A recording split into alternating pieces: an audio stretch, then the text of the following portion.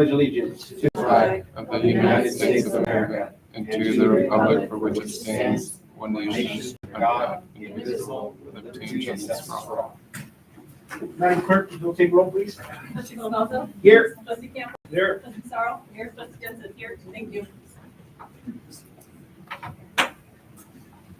Do I have a motion to approve the agenda? Mr. Chair, I make a motion to approve the agenda. I'll second. A motion and a second to approve the agenda. Do we have any further discussion?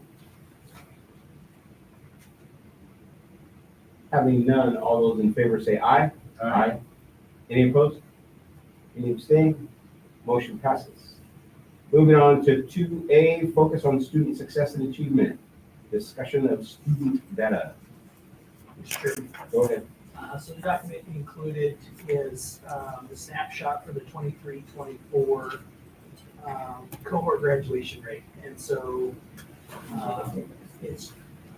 we want to make sure that we take an opportunity to explain what cohort grad rate is and what it means so that everybody understands. We did graduate 100% of the seniors that were with us last year. But the state collects them by cohort. So we did have 3 students that started a cohort with this graduating class that have since been unaccounted for as completing education in the state of Idaho. Our team did fill out the appeals for them, and they were all denied. And so that put our cohort graduation rate at just a shade over 90%. Again, just, 3 kids out of 30 is pretty rough percentage-wise. But if you scroll down, they also look at a 5-year cohort rate. So again, this is looking at the 5-year cohort rate for the class before. So any student that graduated in 2023 or was in the class of 2023 who did not graduate was able to complete some of that work within that window. So we were at 100% in the 5-year cohort grad rate for the year before. And you want to offer to that, Jen, as to how your team is handling alumni and some of that work, maybe to keep track of kids? Yeah, so Rachel does a beautiful job on documentation, so when the students play withdrawal, working with the points and admin at the time. And so we had everything documented, and then if they do decide to go pursue what you can do out there, so you can form, we use the state department, and then it's just really, I am hoping, with our community schools, we're going to offer some GPD classes as one of our pipeline services, hopefully next spring. So that could be like some accountability to have that situation arise. Or we could even, I was asking Ms. Sanford about one of these kiddos, like, are they still in our community? Because they said they were going to do that and did it, but maybe they could come back and pursue that. Remember, he's making lots of money in the trade industry, so yeah. So I just think that it's just following through and making sure we have all documentation, all of their documents, so we can keep track. I'm assuming we were given information on why you were denied on those appeals. Well, yeah. Okay. Yeah, I mean, that's pretty point blank if they didn't finish in a public school setting. Yeah. But still working for it. Any questions? Okay, moving on to 3A, blue ribbon recognition, board member recognition or admin. I have 2 tonight. We did our the student leadership kiddos did a parade float on Saturday in the very, very cold. But it was awesome. They did a great job. So I'd like to recognize Mr. and Mrs. Cullen for really enjoying helping with the actual float and orchestrating and decorating. And they attended the event prior to learn how to learn and follow the rules. And then Ms. Streifel for freezing and also for enjoying. So both of those helped chaperone, and we did have a good turnout. And next year we're thinking about taking the shuttle there if it's available and wrapping that so it's not as cold. There's a heater on the inside. Yes. You're gonna eat the whole outside or just the inside? Just the inside and decorate the outside, like some other really smart people do in the Great. Lot of experience. Or have a heater on it. Any questions? Any others? Okay. Moving on to 4A, public participation. Notice Education Association, anyone here? Yes, I'm here. You're here! Not a lot to report, but I will say the year is running smoothly. I'm sure things will, get a little busier after we enter the new year. But I will say, a few of the teachers have utilized the Children's Fund. So this is the IEA Children's Fund teachers, well, an IEA member can access up to $1,000 for student needs, following restrictions and guidelines, but we were able to do that for a couple families. And so it's a really nice feeling to be able to use that resource. Very, very good. Yes. Thank you very much. Madam Clerk, do we have anyone from the? I have no one filled out any forms. All right, thank you very much. Moving on to consent agenda. Do you have a motion to accept the consent agenda? Mr. Chair, Yes, sir. I make a motion to approve the consent agenda. I have a motion to approve the consent agenda. Do I have a second? I second it. A motion and a second to approve the consent agenda. Do you have any further discussion? Having none, all those in favor say aye. Aye. Any opposed? Any abstain? Motion passes. Moving on to district reports. 6A, first up, CASA board minutes. Any info other than what we have? Those were just posted today. They might not have had a chance to read them. Okay. Looks like it's part of the one that we have on this device. Enable editing at the top, see if that works. Nope.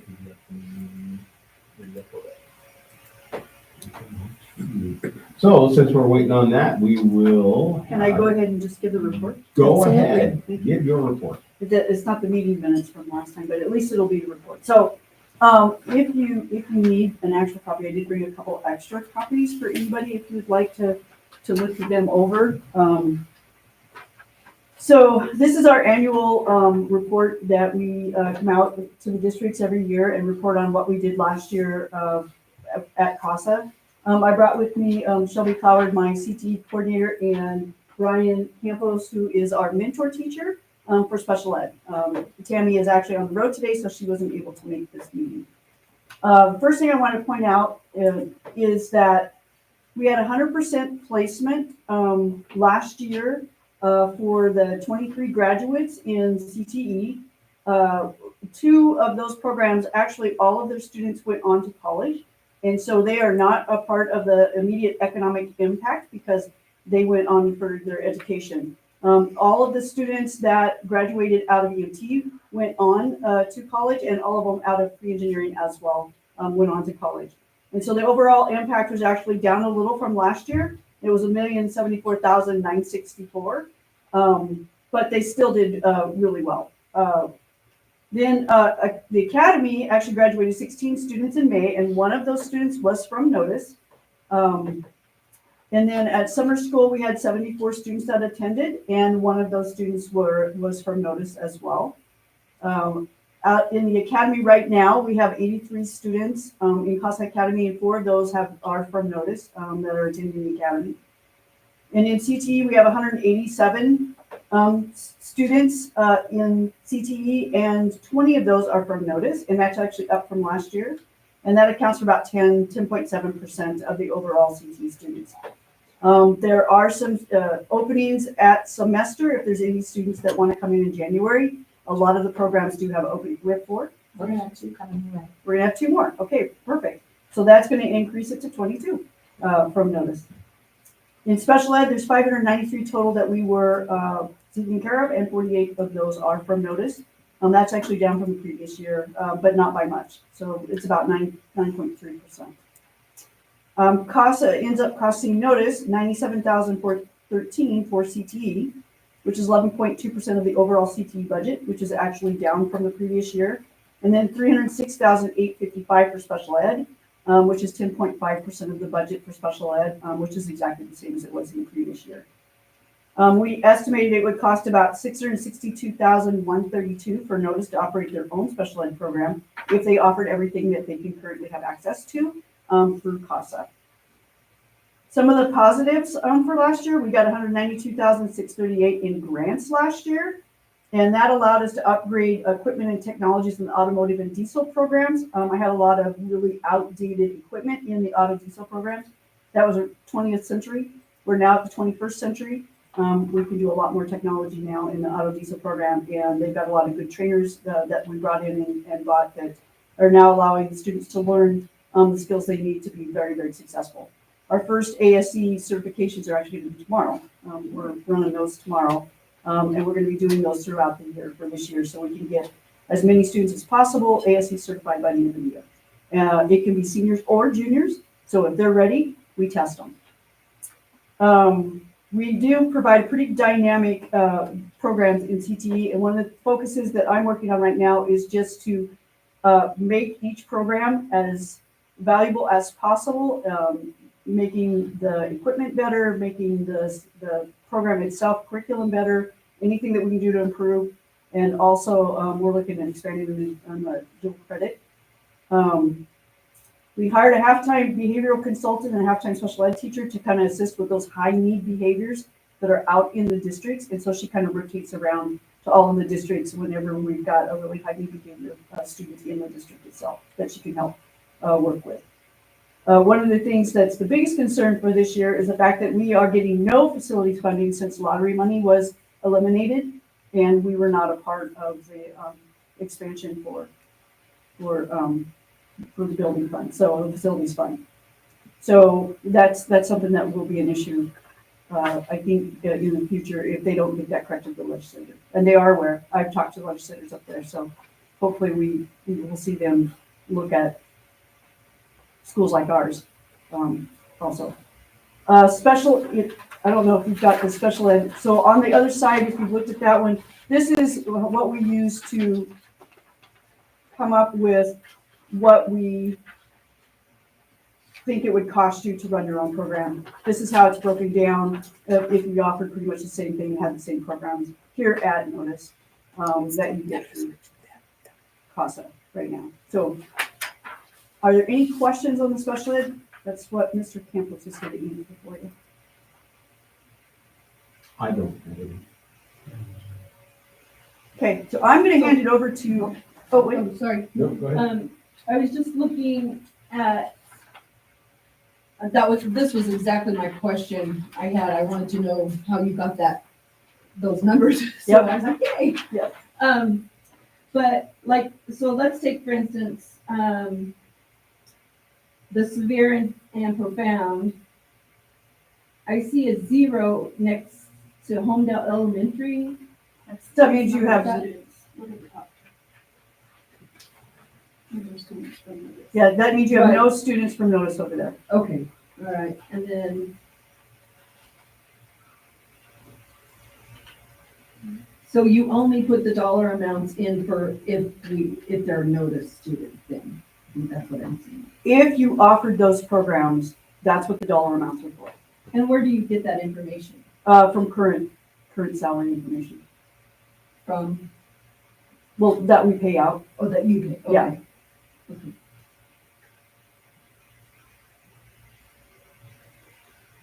I think that's it. Okay, so I'm gonna hand this over to Shelby. She's gonna talk about some of the things we're currently doing this year, not last year, but this year, that we're pretty proud of. So, good, Shelby. I will say this is the first school I've been welcomed with a laugh, John. Only because I know you. That's okay. All right, so I'm just gonna highlight some of the things that we've been doing in CTE and a couple of things that have been done in the academy as well. Over the summer, we knew we were gonna be having several new staff members come in on both sides of the building. And we wanted to do things to kind of promote the culture within the staff, and also we thought that would go down into the students and bring everybody up as a whole. And so one thing we identified last year is that on the academy end, there wasn't a huge sense of school identity. Whereas on the CTE end, we have our students coming and they're very proud Notice kids, very proud Parma kids. Our academy kids were kind of lacking that a little bit. And so last year they implemented a new mascot being the Casa Cruisers. And so over the summer, we kind of wanted to keep building upon that and come up with some core values that the students could embody and that we could recognize students for. So on the academy end, they came up with the word RISE, and that is resilient, innovative, supportive, and ethical. And so those are words that they are using to recognize students. And then we wanted to play off of that onto the CTE end and be something that can be equally as applicable to our academy students as our students coming from the 5 districts. And so the word we chose was SOAR. And when our diesel instructor came up with that, he said, oh, we should do SOAR. And I was like, like we're all kind of sore. We've been in the shop all day. And that was the first thing that came to my mind.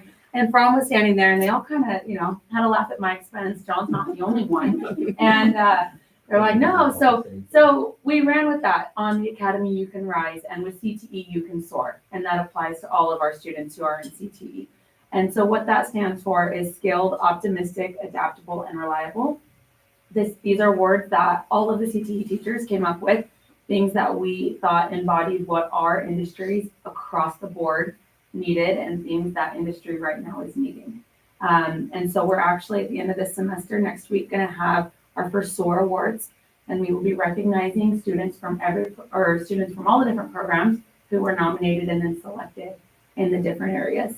And the cool thing about these awards is they're not specific to specifically academics. We had in my program, I asked my kids who's the most skilled, and in the afternoon it was Kelton, and they're like, he's so good. They're like, he's just awesome. And so it can be a first year, it can be second, third year. These are words we wanted to be inclusive of everybody, that anybody could achieve within the school. And so that's been something that we've been really trying to embody with our students, and along the lines of trying to promote culture and school pride, things like that. We, on the academy end, they have Casa Cruisers hoodies and t-shirts that the kids are winning when they're getting these awards. And they've started a cart that can go around, and they call it the cruiser store, the Casa Cruising store. And so it's a way that they're fundraising, and the kids are excited about it. And it's something that the school, my mind just went blank. I'm sorry. The officer is, in my world, it's the officer team, but it's the school council. School council is kind of running with and leading. And then on our end, you'll see, some of our kids are coming back here with their CRTC welding hoodies, and we have diesel hoodies. And a lot of the programs are trying to get more toward having the kids show pride in their program they're in. And a lot of them really have that identity as, I'm a welder, I'm in engineering, I'm in diesel.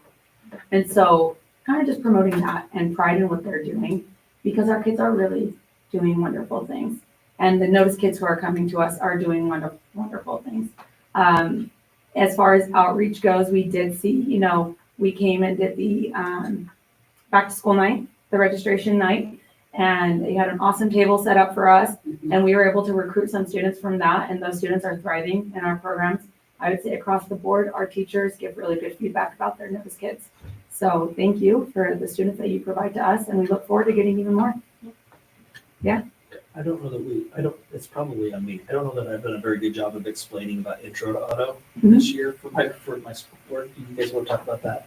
Yeah. I can talk about that. So, this year we actually started an Intro to Auto diesel program here at Notice. We put it in the old bus barn. Old shop-ish bus barn. We got, over the summer, I got a lift installed so they can actually start working on cars and stuff like that. I think we've got 5 students in there. 5 or 6? 6 students in there. 6 students in there. So it runs year round. Was it diesel or auto mechanics? It's both. Oh, sorry. That came out very forced. That's girls and boys, which is exciting. Yes, girls and boys, and hopefully they stay. We've actually got quite a few girl auto and diesel students. We're getting more and more females into the industry, and they're thriving. One of the young ladies that just came in to us from Homedale, she was able to work on a Subaru that they've been working on for 5 years, trying to get it to run, and nobody could figure it out. She worked on it for a couple hours and fixed it. That's just amazing, right? That unheard of. And she's a brand new first year student, but she obviously comes with skills, right? Yeah. But she's also has some lot of thinking involved, and she just worked it out. She looked it up, she researched it, she did it. It was amazing. So yeah, she did a good job. But anyway, so this is the first year. We hope that we grow it. Like I said, we've only got 6 students here right now. If there's any, I know that has John been talking to you, if they can advance at semester, they can advance, and then they can go over to CASA, and they would start in as an Auto 2 student at semester if they've already got the skill level to move up. Otherwise, they won't move up until the end for next year. But hopefully he's been communicating with you on that. So if we do have any advancements, we can do that. We've got several students that are advancing from 2 to 3 at semester as well, just because it's competency based. So as long as they work really hard, they can move up fairly quickly if they're putting in the time. So that answer your question. And what grade is this one? Oh, sorry. So sophomores predominantly, because sophomores then can go in as level 2 in their junior year and their senior, and then we could be completers.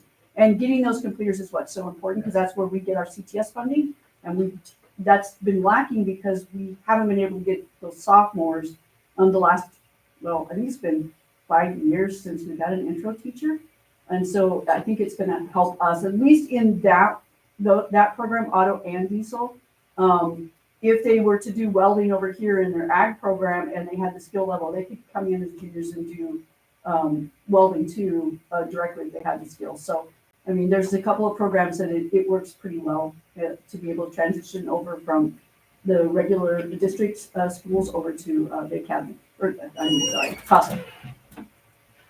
Any more questions? Thank you very, very much. Thank you, and if you guys don't mind, we're gonna exit because it's very, very fun. No, you're good to go. Thank you, guys. Have a great night. Be Thank safe you. out there. She's ready, so Oh, fingers crossed. good luck, Joey. Any info on the CASA board meeting? Yeah.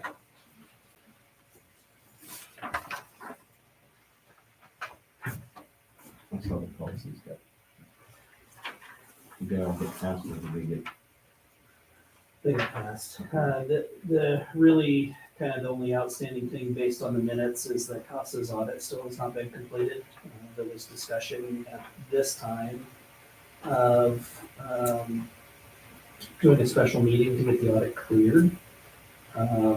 They are still gathering and sending information to the auditor, so my conversation with Ms. Fromm earlier today was that likely that's just going to be covered in the meeting on Monday. There was a special action amendment for these minutes. I'm not sure where it's listed in there. We had to take special action in order to move some money from one of their old bank accounts to their new bank account in order for them to make November payroll. Their current business manager was in the hospital with pneumonia, and some things just didn't get kind of taken care of over a couple of weeks leading up to that on any business office side of things. So. V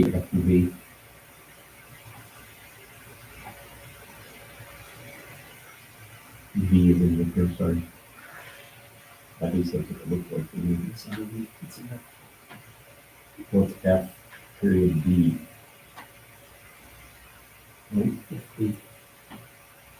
B is in dead beer. Oh, well, it's not a B here.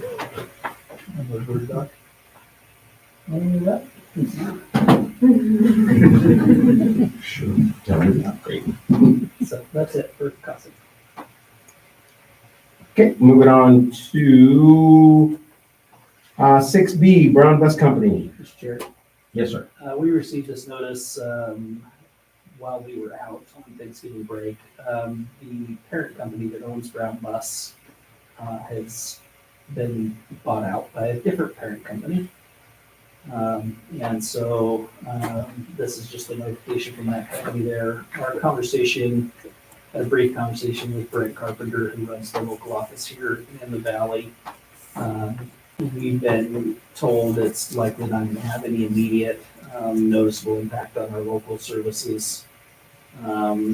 We still have 4 years, 3.5 years left of that contract. And so if and when we get back to that point of reissuing the RFP for that, to be determined, but in the immediacy, there's no anticipated side effects for this. Any questions? Moving on to 6C, elementary principal report.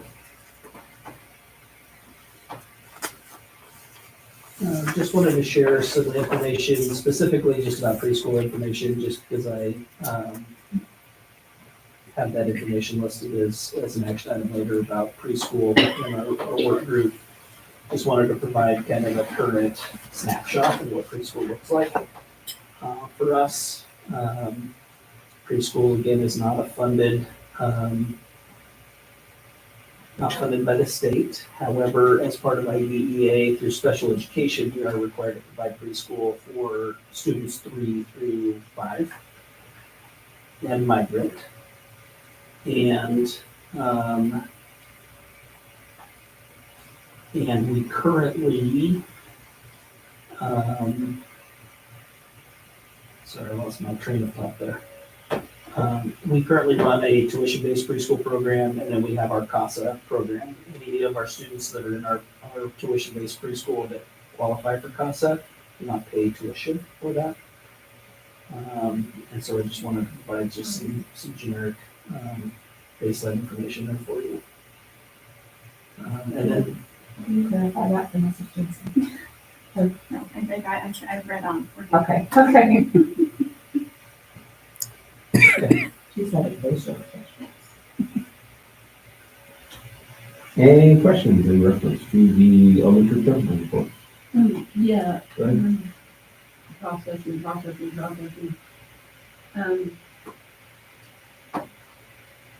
So previously, the CASA preschool students were not here, correct? They've been here for the last 4 years.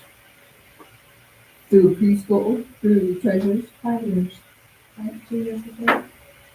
It's 2 to 4 years. 2 years ago. 4 to 5 years. Okay. The CASA developmental preschool program that was in Wilder Yes. was split between Marcy and Lewis. I'm just looking at the number there. How many do you think of those split would come from Lewis? Or like if we put it back in Wilder? The CASA developmental program, I'd have to specifically look at the developmental numbers. As you look at the documentation provided by CASA, 2 of the special education preschoolers are Novus preschoolers. The other 16 of them, roughly, are predominantly from Wilder and some from Harnell. Our tuition-based program, only 1 or 2 of them, maybe 3 of them are from here in Notice. The others are out of open enrollment, out of district, mostly from Parma. So it's definitely filling a need in the greater community. Our Treasures program is funded primarily through grant-based funding. It's not costing the district any additional funds at this time. Except for space, right? And again, that's where that asking for that work group to be formed to make a recommendation as to what is our belief around early learning as a district, and what is our community going to commit to for the future moving forward around early learning. Okay, I'm just concerned about space. And the 6th graders, actually. And that's the other work group. Yep. I think that makes Any other questions? Moving on to 6D, junior, senior high principals report. Ms. Wright. Yeah, one thing I forgot to add to my student success is at our student leadership retreat with my pirate squad, we wanted to recognize positive sportsmanship. So that's been really successful. When we have an opposing team, if I get the thumbs up from my scoreboard table, if the opposing team showed positive sportsmanship, then we recognize them with a certificate at the end of the game and thank them for the positive sportsmanship. And then we also recognize the super fan of the night, where they get 2 free passes for the next game. And that's just someone in the audience that has shown positive sportsmanship and participation. So that's been successful and fun. I've gotten lots of feedback, positive feedback from the opposing teams about people recognizing the positive sportsmanship. Next week should be a fun week. We have finals, but then we also have our celebration in the semester. Our cheer squad has a surprise for our student body, and then our teachers also have a surprise, so it should be a fun day for us on that Monday. And then just recognizing the basketball season's in full swing. Our girls basketball did go to districts. Unfortunately, they did not win, but they had a great little team going and had a fun season. And so, just I don't know. Any questions? Do we have any high school basketball games over the break? Over the Christmas break? I don't believe so. We did over Thanksgiving break, but not over Christmas break. Any questions? Moving on to 6E, grants coordinator report. I have two reports uploaded. Carla Bales, our community schools coordinator.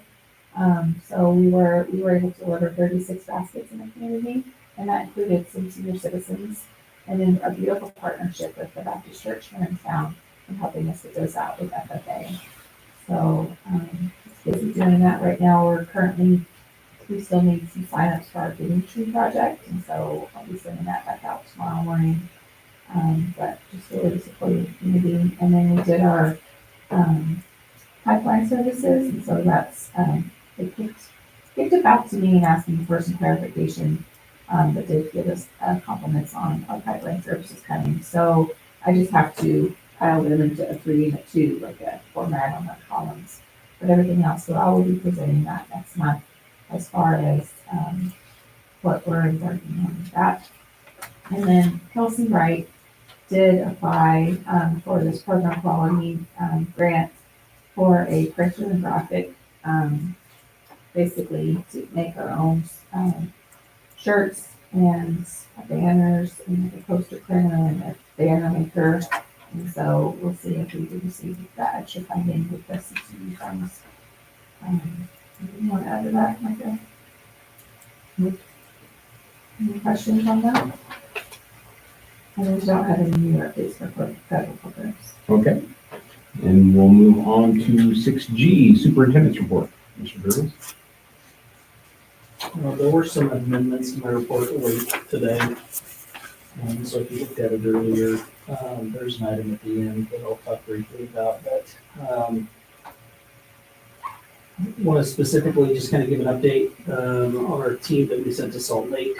I've heard a lot of positive things coming from the 7 of them that went to the RTI at Work conference in Salt Lake.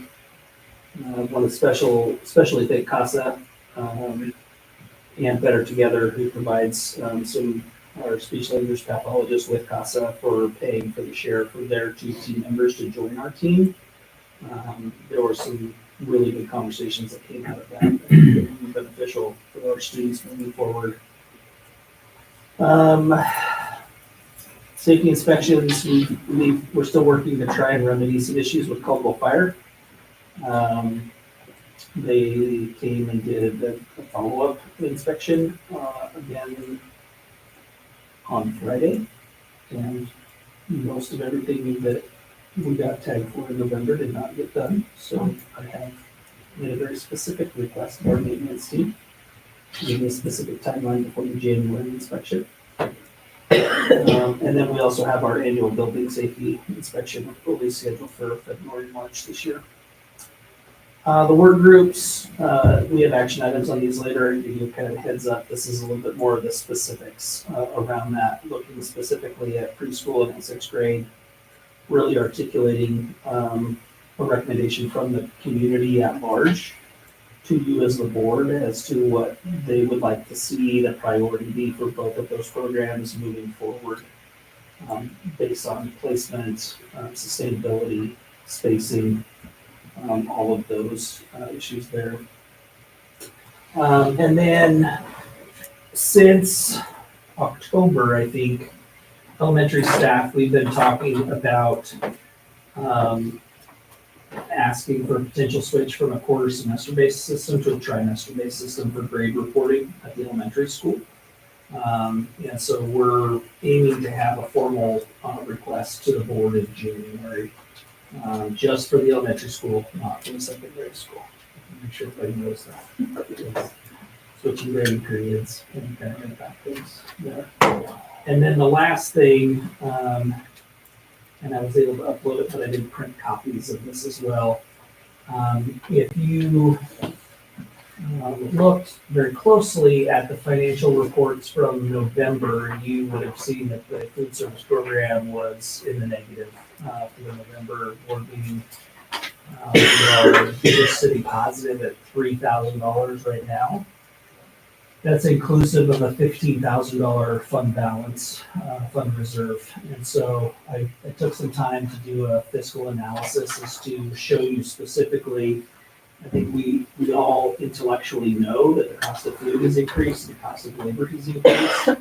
But I wanted to put together an analysis that very specifically kind of articulated the difference with that, to see that there's been a swing of about $15,000 of less revenue generated from when the federal government during COVID was paying 100% reimbursement for every student. And then when that went away, we saw our participation dwindle. We're only serving about 70% of our students' lunch right now, and about 50% of those are free or reduced. So we get the federal reimbursement for that. We've been, if you remember the last couple of years, we've increased lunch expenses a nickel at a time. We are right now at $2.65 for high school lunch. The state average is $3.85. And so likely as part of this moving forward will be a discussion about raising our food costs or our food lunch prices for full pay, probably by $1 for next school year. Just want to put that out in front of everybody ahead of time leading up to that. And then again, as we've tried to improve our labor rates to be relatively competitive in our crazy labor market, you can see a pretty significant jump in labor costs there over the last couple of years as well. And so just again, wanted you to see why and how it's outpacing. Very few food service programs in the district or in the state operate 100% on their own revenue. Most of them are relying on the general fund from the school district perspective to help offset to some extent. Projection, conservative, like worst case scenario projection, is I'm still anticipating about a $25,000 overage, which means that'd be about $25,000 out of the general fund at the end of the year. It could be lower than that depending on, we had a really good month in November, or in October, that gave us some pretty good revenue that helped offset. So it's just something we're gonna look at month by month and see where we're at. Realistically, we're kind of at this point where our food service is paying for the food. It's not paying for the people. And so as a district, we're gonna have to look at what does that look like long term. We've already had discussions historically when there was money in that account. This district, anytime there was capital expense. So when the freezer went out or they needed to buy new equipment, that came out of our food service budget. Right now, any maintenance, any routine maintenance or any equipment capital issues are being covered out of type facilities funds because the food service budget can't sustain that as it once could. So wanted to just put that in front of you guys as well. We still run on average a deficit of about anywhere from $3,000 to $5,000 in unpaid lunch bills on the regular. So just outstanding for the year. And so we've been keeping track of it over time. So historically, they used to kind of wash it at the end of the year, and so they would clean everybody's account School building. out of school building funds.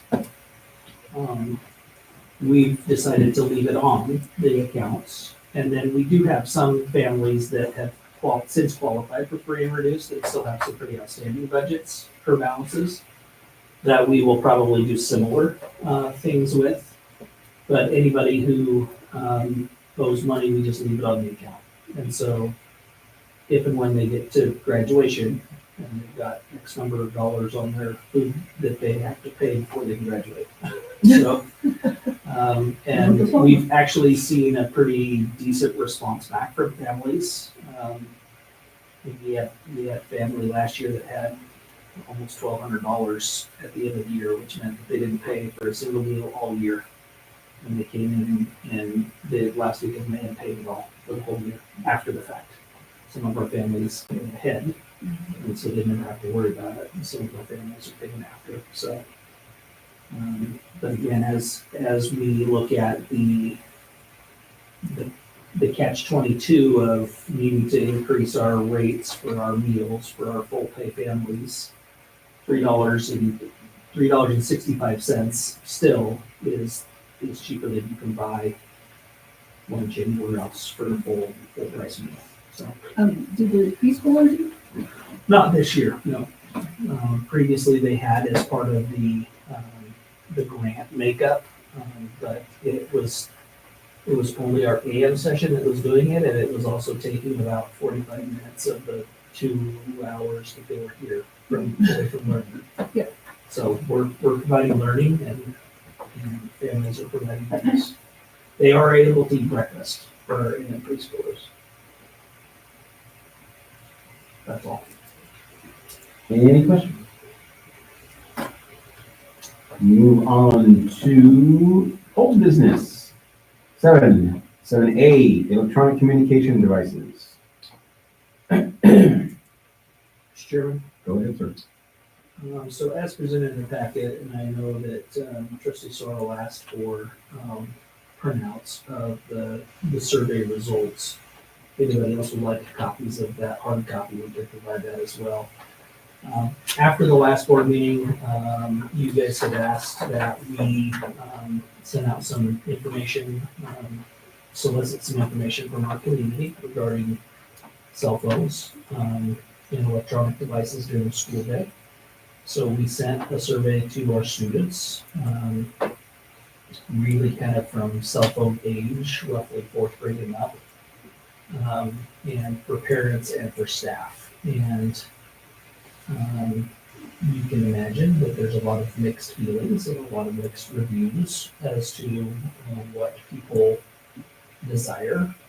In some ways, it was almost like a 50-50 split between parents as to the kids, it negatively impacts kids in learning, and the number one thing that we heard from parents kind of collectively, if you collate all of that information, is we want our kids to have it for safety and security reasons. So included there is my official recommendation as a superintendent is that, and in partnership with Jen, is that we work to revise the policy to prohibit cell phones from first bell to last bell. This came from conversations with our leadership teams and with each other that as a school district, our primary function is to ensure learning is taking place. And it's responsible for us to limit or prohibit anything that's a disruption to the learning environment. And so I included several resources there, including news articles from High Point News. There's an article there that talks about the impact that it has had at Valley View School System on their big ban started earlier in the year. And so my recommendation is that we revise the policy to enact a a zero phone free, or a phone free zone from 7:40 in the morning to 3:30 in the afternoon. For the secondary, elementary, we already operate on a phone free zone, from 7:50 until 3:15. And so looking specifically, not necessarily for official action on this, but before we went to revise policy, we would propose this plan for discussion so that we can move forward with policy revisions by January. Have we gotten a model policy from ISBA yet? Yes, That's a last month's board it meeting. is in last month's board meeting. We just talked about it. Do we have a time frame on what we're looking at, when we're looking at implementing this? I think that it depends on how many readings it takes to approve the policy. So the executive order passed by the governor, asked that school districts implement it this year as soon as possible. The provision through the state board is that any districts that have, gone through at least the first read of their policy by their January board meeting, are eligible to receive $5,000 to offset the expense of enacting the policy. That includes anything from cell phone lockers to board games for the cafeteria to a variety of other things to try and help provide that opportunity. So if the board takes action at the January board meeting, we would likely be looking at the first of the month following the final approval of the policy. So however many reads that takes. So you want them now, you can do it for using it once? Correct. And that's K through 12. K through 12.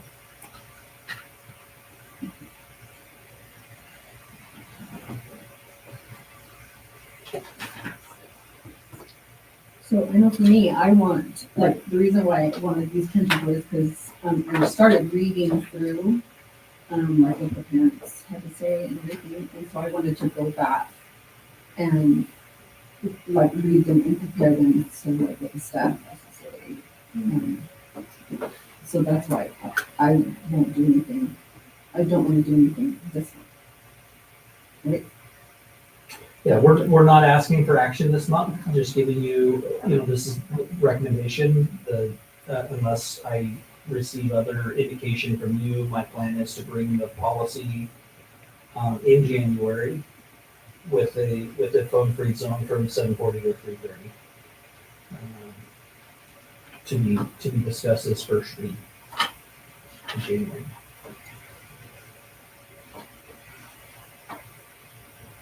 Did notice in some of the kids' comments, it was like, how when do you use your phone during school? And there were a couple comments that say when teachers have us look things up or use them for educational purposes, so what do you do with that? Every single one of our students is given a Chromebook. If there's anything that needs to be looked up, we've already provided advice for them to be able to do that. The next comment would probably be something like, yes, but that side is blocked. Well, that is true too, though. Yeah, I hear that. YouTube is blocked. So.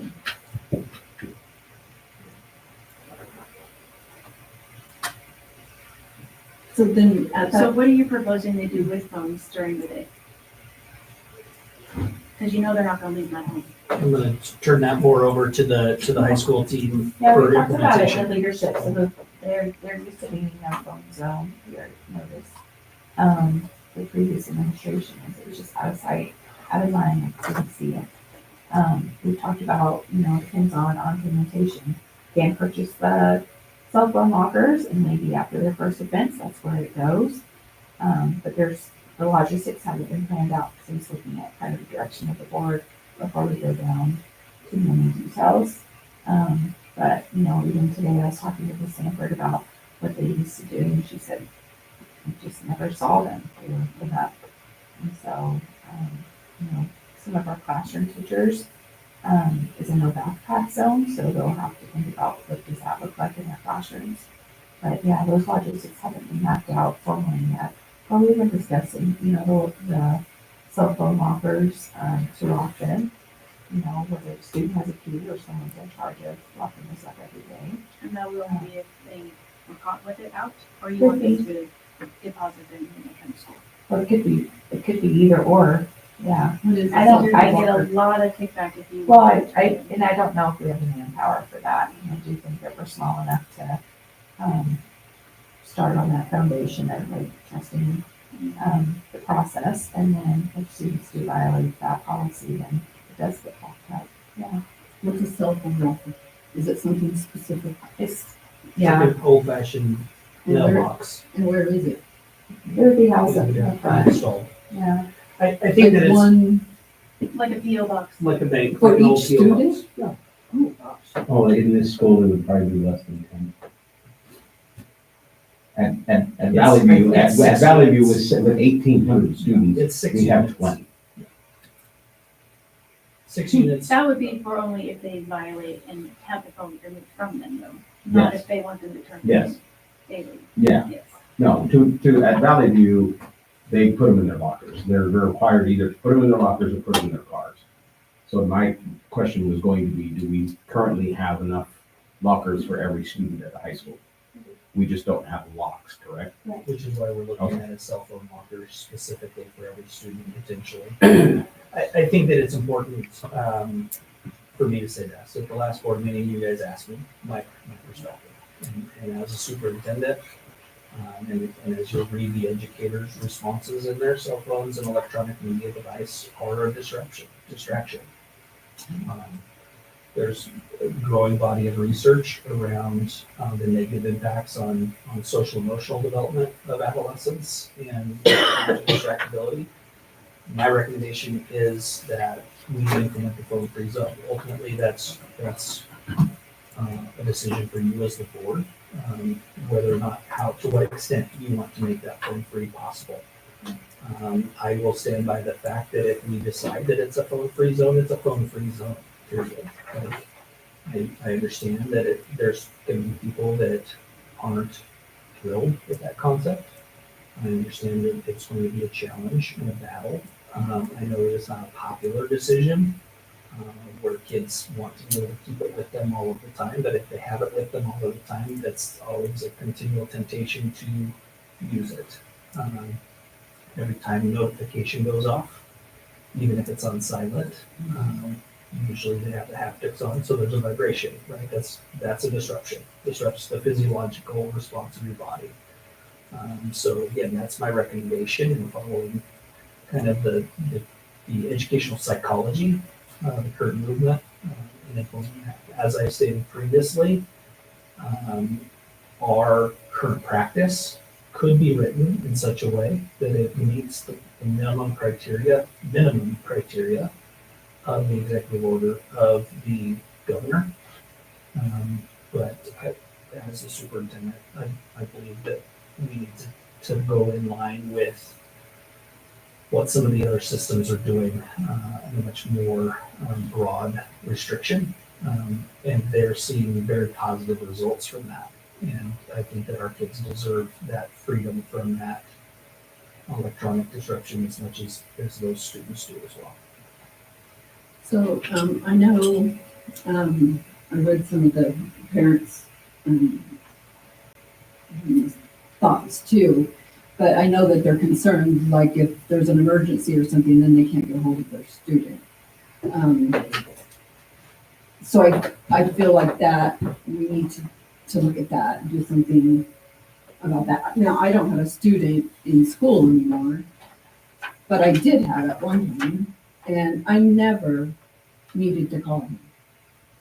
Of course, he was right here, but I never needed to call him. Most times the other way around. Yeah. Very rarely, but Yeah. I see that there's an immediacy feeling that I get, like, oh, I'm gonna call my mom right now, instead of like waiting until the end of the day or waiting until you get home or something like that. So it's like the students need something now. They can't, so their ability to wait is just not there. Patience. Gratification articles. Yeah. Yeah. Their patience, like, I mean, it's like, we could be teaching them that by saying, okay, we're gonna put these away, and so I really think that would be a great idea. I know at our school, we have lockers, nobody uses them. They keep their backpacks with them. But I don't like that idea either because some of those backpacks are huge, and I wonder about carrying them around all day. I think we have a lot of that here too, don't we? Yeah, so that's the other thing I was gonna say was, we say, put them in your backpack and we don't wanna see them. We don't wanna see them, we don't wanna hear them. And as long as they're in there, that's great.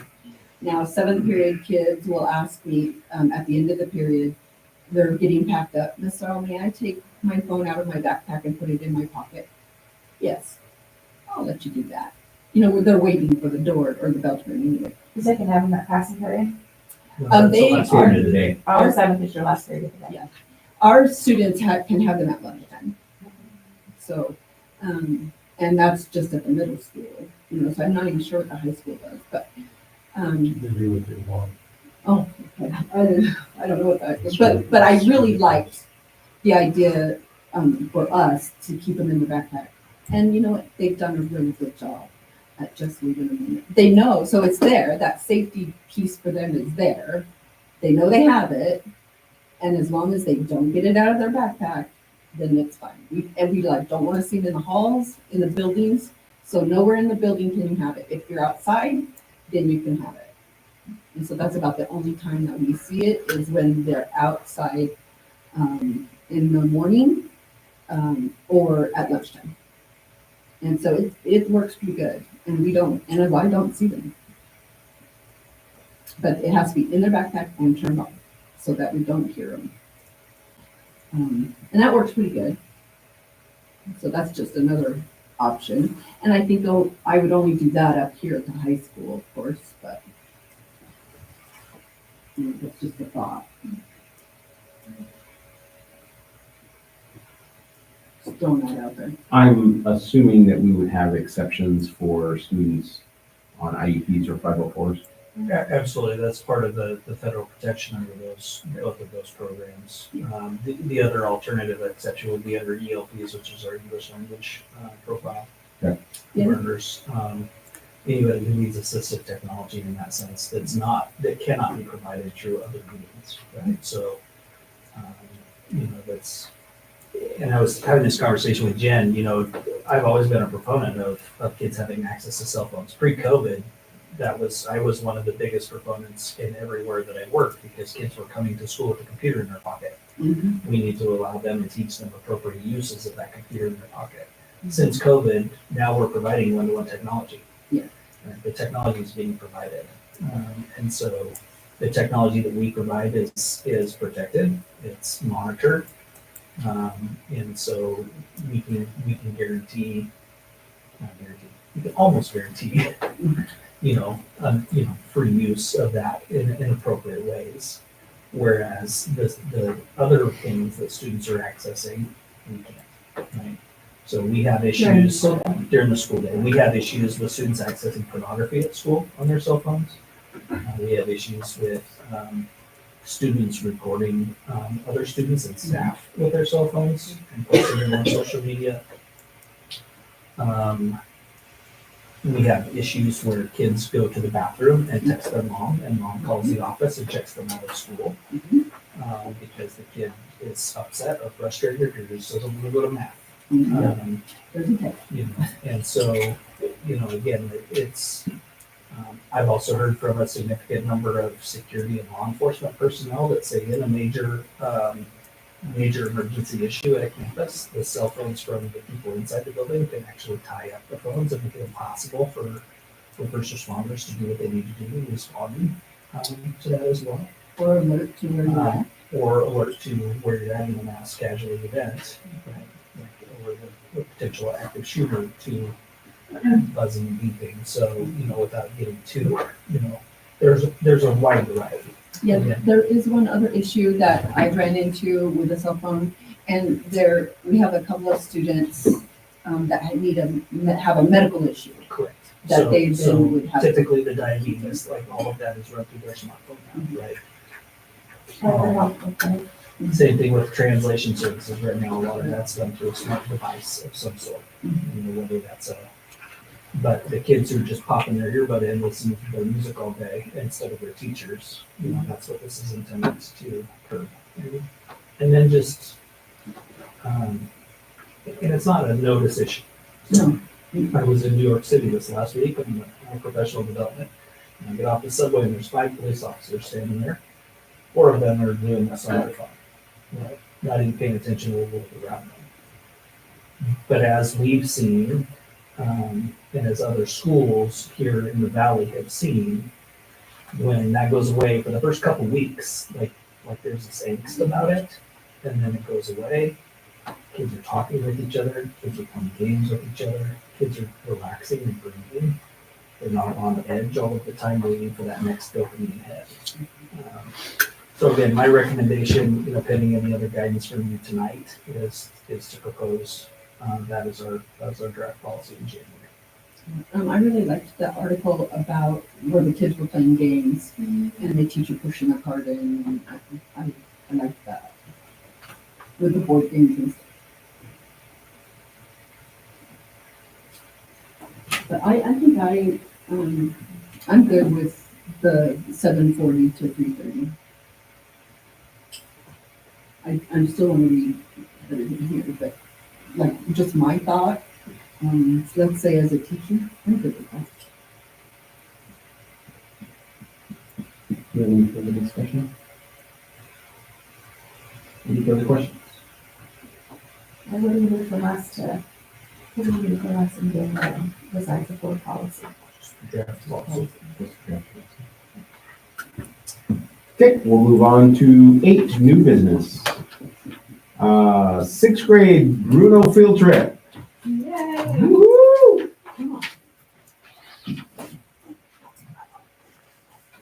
I want you to know, these 2 students, they volunteered, they stepped up, and I'm so super proud of them. And they were sick. This one has been out of school, and so we did a Zoom meeting so they could actually rehearse and work together. So during the presentation, you might see a couple errors. I'm going to ask you, please just look over those. I had to just do a and slide by slide. just know that they have worked Why have- why really, can't you just do a really slide by hard. slide instead of running it as a PowerPoint. We'll let you do the slide by slide. You guys keep going. All right, so I have Cisco with me over here, and I have Alicia. And they have created a presentation to give you all the information about the trip. And then at the end, we will answer questions. I'm working on it. Okay, And this is, you've already been on the trip, right? what's that? This is, you've already been on the trip or you're going to go on? No, we're asking permission to attend this annual trip. The pictures that we've included in this presentation are from last year's trip.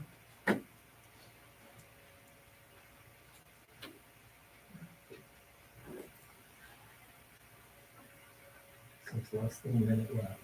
Okay. You guys want to say anything? Or let's just, come on. We have practiced and practiced all day today. And we switched some things up, yes, because like I said, just trying to get together so we can finalize all this has been a challenge. Usually I wait till February to be here, but I'm trying to move things up because last year when we went to book our campsite, it was already taken and we had to do a substitute site. So I'm hoping that we can start the ball moving and we can get the site we really like. Refreshing.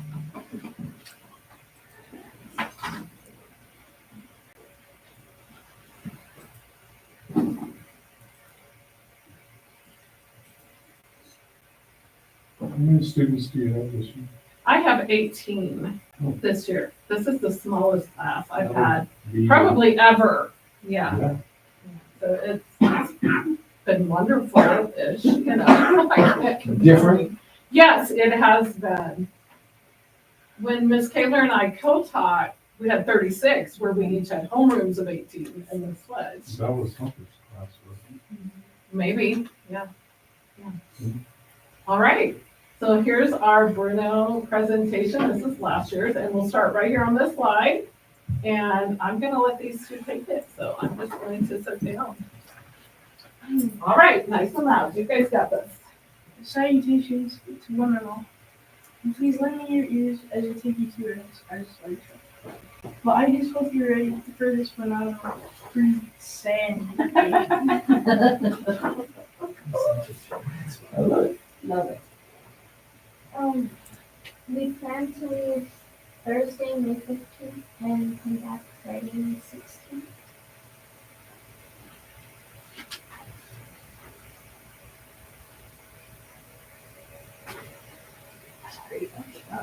It'll be a fun, memorable, and educational experience. We plan to travel to Bruno Deans, taking the freeway, and travel back using the back roads to avoid traffic.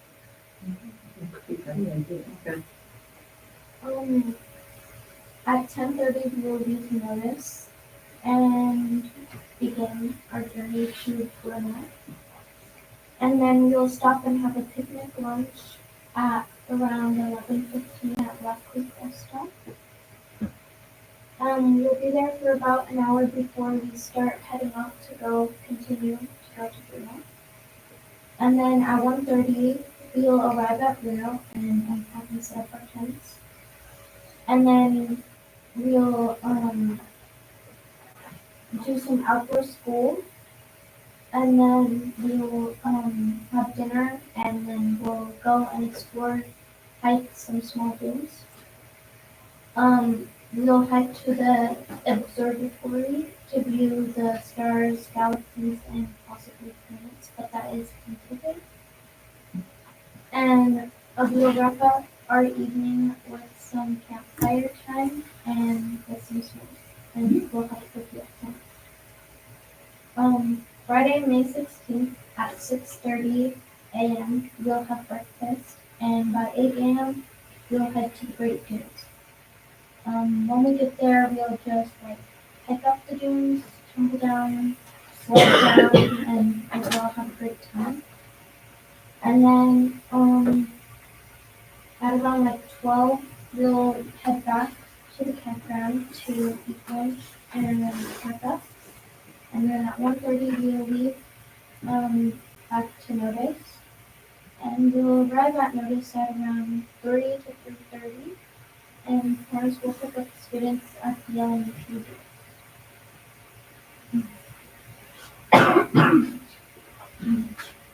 The expenses are hefty, but at least you'll explain them the fundraisers right after. The campground will cost around $400. The fuel will be approximately $600. The observatory will be $200, but that's also currently based on the wedding. The bingo prizes will be $400 all, and the meals will be provided by the 6th grade families.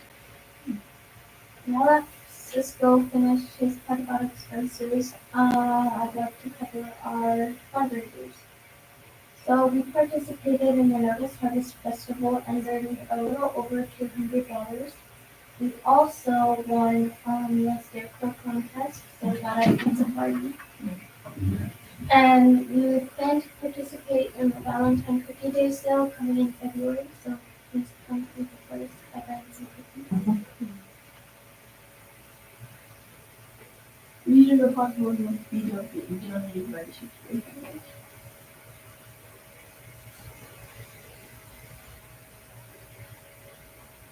And of course, we can't do this without our chaperones. I'm so glad to know that we'll be having chaperones join us for our trip. That is, of course, if we go. We have 5 chaperones so far that we know of. Rachel Walmart, Katrina Smith, Megan Walk, Skeeter Walk, Stacy Walker, and Tiffany Oakland. And then of course we'll be adding a Smith English weapons that is teacher preference. Yeah, of course, we are excited to be out of school, but we do know the importance of education. Therefore, Miss Golden has teamed up with Your Flat Traveling Folks to help kids learn hands-on. And the incredible thing is we get to be outside for school. To share our trip with others, we'll be ready to use resources. Chad Curry, I always stay for and will visit our class in May and teach us all about news articles. Thank you for all your time away from your precious loved ones. If you have any questions, feel free to ask at this time.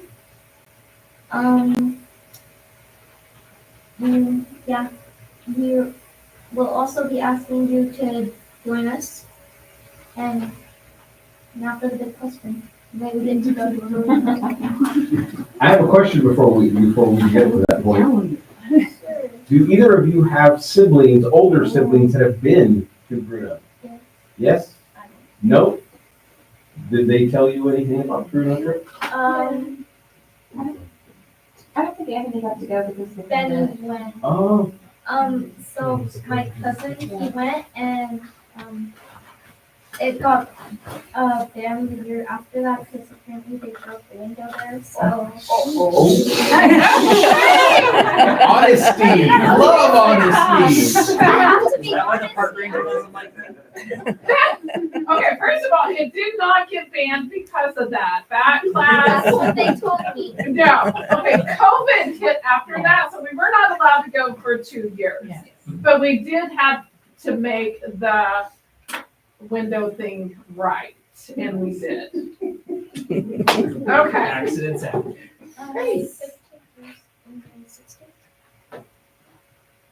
Yes, sir. I actually made a mistake. I actually, in my older brothers actually had a Oh, very cool. Did they say anything to you about it? No, I've actually won before, like not in Oh, this school. Okay, very cool. I love it. Any further questions? Can I go? Yes, the answer is yes. You and I have been, right? I've been 3 times. You've been, right? 3 times, wow. I went once. And it was a long time ago when I was. Yes. A long time ago. You can meet them down there on Friday morning. And what, yeah, I, the big It deal. was so windy that year, the tents all blew over, we were chasing tents around it, I was like, why?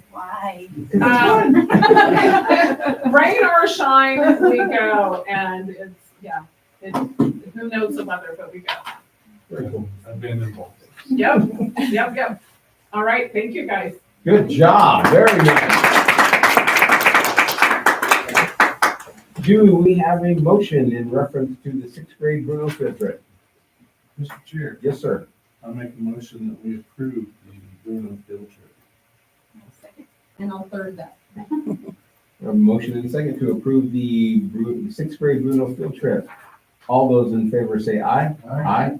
Any opposed? Any abstain? Motion passes.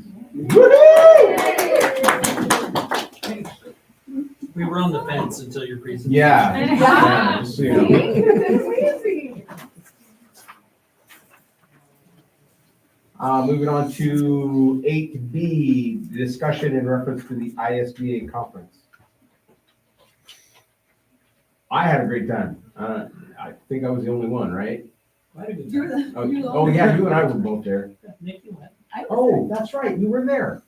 Nikki did the whole like night owl experience. Oh, too. that's right. She was I good. forgot, I had to work. I have to say, Roseanne was with me every step of the way. Roseanne and I did all of it. So I just wanted to talk about it a little bit. I was, this is the first time I've been. And so I really enjoyed, I got tired. I was like, it's time to go back to my room. But, so there were some things that, some of the sessions that I attended, I thought were pretty important for us to think about. And I don't want to go into a lot of detail. You can ask me, but I'm going to hit the titles that I thought were important. And I did like a whole thing on this one, but Jason Seavey and Norm Stewart from Marcine did one on oversight versus overstepping as a board. And that one, for me, I probably got the most out of that one because it for us, and it's really for us as the board, to tell us the difference between what our job is and what our job is not. And so, like for me, well, not new now, but I still ask questions. Yeah. Like, is this the right time to do this or not? But it was, there was a instance where this came up. Rosanna and I were waiting, and a parent called me at that moment. And so I had to use the oversight versus overstepping at that point. And so some of the things that I had written down in the notes that I had made, like the chain of command, when a parent calls, to follow that. So, did you talk to your teacher? Did you talk to the principal? Did you talk to the superintendent? After if you talk to those three and you have gotten no results, then we bring it to the board and try to talk about it. But really, just that chain of command is very important. So there's a lot of things that we should not do. We should not go visit the classroom. We should not do it on a surprise. We could make an appointment and go in with the superintendent, but because we don't want to seem like we're spying on our teachers or something like that. And so, just things like that I never really thought too much about. Like, oh yeah, I'd like to go visit the classroom. Well, make an appointment. Tell the teacher and say, I would like to come. Tell what's a good time for you, for me to come and visit. And so they have time to prepare, like a great presentation or whatever it is they're doing. So things like that. Like, we don't want surprises. Our teachers don't want surprises. So that was one of the things that I thought was important. Another one, we did some hot topics about school policy. So, I went to that one, and the first one they talked about was cell phones. That was the hot topic, was cell phone. And so that was interesting. She had other things on that one, which I thought were, I made lots of notes. I have lots of notes, but there is one thing I do want to discuss. This one is pretty important to me. It was called What School Boards Need to Know About Mental Health in Idaho. And we don't think about this, well, I don't think about this as a board member, but it is really important to think about. So things like these stats. Girls 10 to 14 are the fastest growing suicide rate in the nation. For me, that's my junior high kids. Yep. The girls, 10 to 14. Girls are mean to each other. They're just mean. So it's really important to think about the mental health of our students, and not only 10 to 14, but even more. Another statistic that they talked about was Idaho ranks among the highest in the nation for youth depression and suicide deaths. That's scary. I don't like that idea at all. So what can we do to help our students in that area? And then I wrote down this one quote because it really made sense to me. And it says, the scope of the solution has to match the scope of the problem. So whatever we're trying to do with this mental health, we need to make sure that we're using the right tool for the job. So what causes or what things contribute to this stress? That's what I wanted to know. I was like, why? It could be stress. It could be social isolation. It could be lack of family support. It could be dating violence or coercion, which that's that's, goes clear up into high school too. Discrimination, lack of sleep and physical activity. So that lack of sleep for me is big. And I'll get to that in just a minute. It brings me around to a policy. And then girls are more likely to report depression, suicide and depression. So just some things to think about with having to do with mental health. There is one thing that we talked about that I think we need to think about as a policy change for the board, or maybe something that we need to put forth. So when, as a teacher, if you give an assignment on a Google Classroom and you just say, okay, it's due at 11:59 p.m., those students think, well, I have until midnight to do this assignment and get it turned in. And so they stay up these extra hours that they're supposed to be asleep so they can get their assignment done. And I would like to see that we would change or put in place some type of policy that says if we make an assignment for on a Google Classroom, we cut it off at 9 p.m. Like all teachers will have to say 9 p.m. and that's it. That way the student can work up to 9 p.m. and then they still have that time after that for sleep.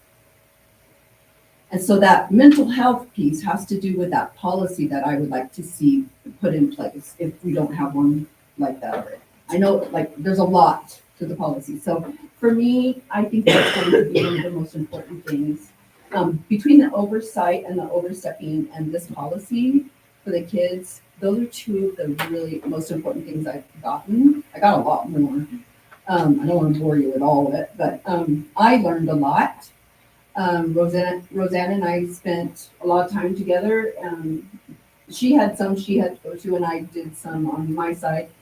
But and then we did all the evening things too. And so I really went to every single thing that I could go to. And I really enjoyed learning more about being a school board, being a good school board member and a good trustee. And so I really did enjoy it. I can't believe I haven't been till now, but it was all because of my work, school, getting off. But really, I did enjoy it. And so those are some things. That mental health piece is big for me. Of course, I'm all about the kids, and that affects those kids. So I would like to refer to them as my kids. They're my kids here, they're my kids over there, they're my kids, any kids are my kids. So we just need to really protect them. But if you have any questions about anything else we talked about, the resolutions, Mr. Baldazzo, Trustee Baldazzo, abandoned me and made me do all the voting. And so, I've used 12 hours before. yeah, I was like, oh, great. But we did great. Rosanna and I did it, and we did a great job. And I enjoyed even listening to each person's, the district that brought the resolution, what do you call it? Supported it, or whatever that was. Or sponsored it, yes. They would get up and they would talk about why they wanted this or that or the other thing. And I wrote my notes, and I got a lot out of even what they said, changed my mind on a couple of things as well. And so, but the voting was, I was like, what? You're going to need what? But now, knowing those were resolutions and not laws, so that made me feel better about that. But thank you for that. We did great. I'm glad you had a good time. I'm glad you were able to come. I've always enjoyed it. I've always gotten a lot out of it. This year I got to teach for the first time, so that was interesting. And I went to that one too. So that was it. Yeah, it had good time. Probably the most interesting session that I went, there were two that were interesting. One was about how to deal with bond and levy elections after the House Bill 521 modernization funds, putting in restrictions around what information you have to include on your ballot, or you cannot include in your ballot, but you have to include your ballot language on your communications in total. Like you can't just put a QR code to your ballot language. You actually have to put the ballot language on there. You know, I think I can't remember. I think you were here when we did the plant facilities levy. Yeah. I'm just grateful we don't have to do that for another 8 years. But everybody else is panicking right now because you know, we passed that plant facilities and CASA levy in March. That election date no longer exists. And nor does the August election date now. Yeah. For any of those. So it's May or November are the only times that school districts can go ask their constituents to come.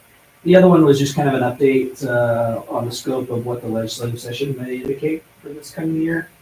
There's a lot of hands up in the air, who knows? I think likely the biggest controversial issue to come out of the legislative session is around school vouchers or tax credits for private school education. We're being told that the legislature is pushing towards passing tax credits or school vouchers for private school families or homeschool families. And so the impact as to whether or not that impacts public school funding or if it's additional funding. Their revenues have decreased over the entire state. There's only about $30 million of additional revenue for the entire state for all programs and all departments. They're anticipating a revenue expense on voucher system or a tax credit somewhere in the $80 million range. So where they're going to come up with that difference, that's a question mark. Other similar states have gone to that. Arizona is now looking at a $1 billion a year cost to their tax payers. And so the ISBA came out very opposed to that. So has the School Administrators Association, so has several other, the IEA has come out against that. But it will be an interesting roller coaster on state legislature this year, as far as education goes. Those are kind of the two, and then I ended up unfortunately having to leave halfway through the day of the second day for a family medical emergency, so.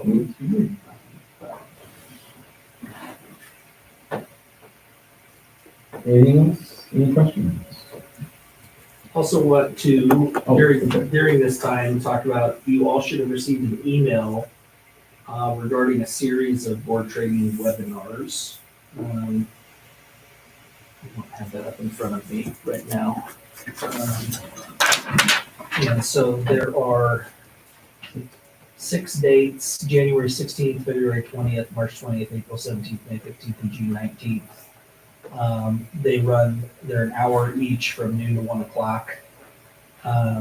If you're interested in signing up for the series, I don't believe you can take them. You can take them session by session, or you can sign up for all of them. If you're interested in any of those, please let Roseanne know. We'll get you registered for those. When did you say that we got the email? The email came out Tuesday, December 3rd. If you didn't, I think it's attached to the board docs as well, isn't it? they should be on the board docs. No, it's No. not. Okay, I can send you a copy. So January 16th is responsibilities and relationships. February 20th is essential roles of board members. March 20th is basics of school law. That would be a good one if you haven't taken anything around school law before. Touches on things like everything from equitable practices and equitable services to search and seizure are typically kind of the big points there. April 17th is basics of school finance. I know that we have done a lot to help provide you with the workshops on school finance. It's still a monster, but if you want to go and try and learn a little bit more. May 15th, focus on making a difference for students, and then June 19th is making sense of student achievement data with that. So again, if you're interested in any of those, let us know, and we'll get you registered and pay for your participation. If you take 4 or more of them, you will receive free of charge the new board packet, new board trustee packet. There's a packet that comes with all kinds of information for board trustees, and you'll get that $200 packet free if you take 4 or more of the webinars. And how much are these? It's $300 for all 6, but you can, there's $50 reimbursement for each one as well, so. That, back to the school? Mhm. Back to the school district.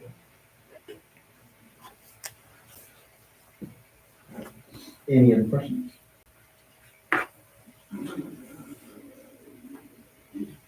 No, okay, noon to 1. Mhm. That runs, are they school days? That's a good question, I don't know. There are webinars. But the dates, are they, the 16th is Thursday? Thursday. I think they're all Thursdays. Thursdays. If, Yeah, that's my math time. yeah, and we can reach out, we should be able to find access to them as well, and if they're recorded, we'll find out that information. If you would like access to the new board packet, and you don't before, let us know, we'll figure out how to get access to that.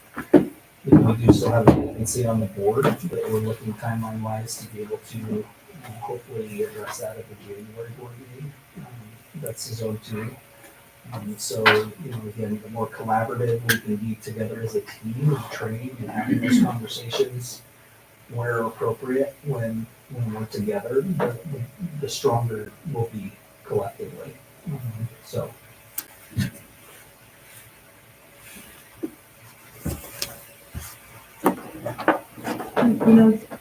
I just want to say this after you said that us being collective.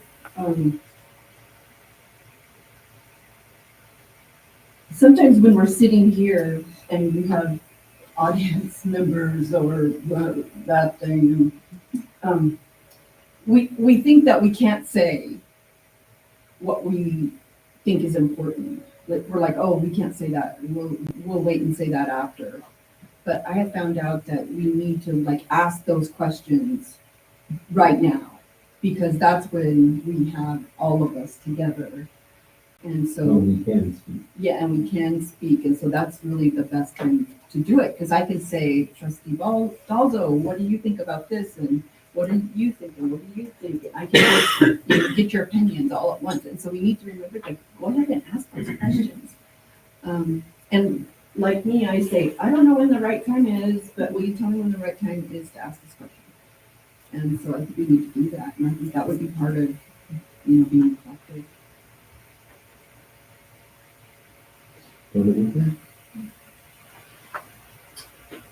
Any further questions or comments?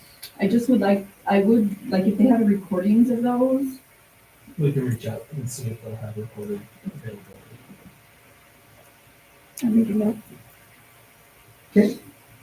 Move on to 8C, first reading of policy 5500, personnel files revisions. This is an updated policy from ISBA specific to changes based on recommendations from legal counsels regarding it used to be language around personnel files for certified employees. That language has been now all employees. And then the biggest change here is this other files upon separation. So